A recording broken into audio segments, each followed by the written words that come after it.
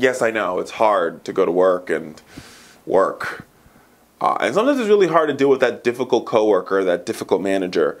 But here's a couple tips on how to sort of navigate by understanding your coworker's personality.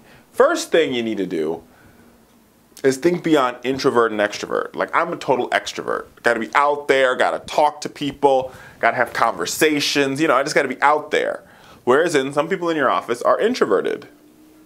They don't really like conversation, they like to be themselves, And you gotta understand who your introverts are, how your extroverts are, and finding a way to sort of bridge the gap between the two.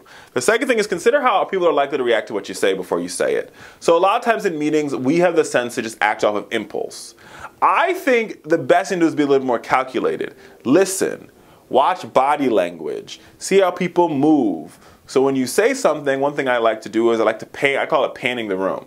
So when I make a comment, I'll pan the room and sort of look and try to make eye contact with every person to get a sense of what their body language is saying. What are their eyes saying? What are their face saying? And that information can be very helpful in figuring out what to say, how to say it, when to say it. It takes time to figure these things out, but you've got to be very cognizant and mindful of it, right? The other thing that's really important when it comes to working with, crazy coworkers is figuring out what you notice first in somebody's personality.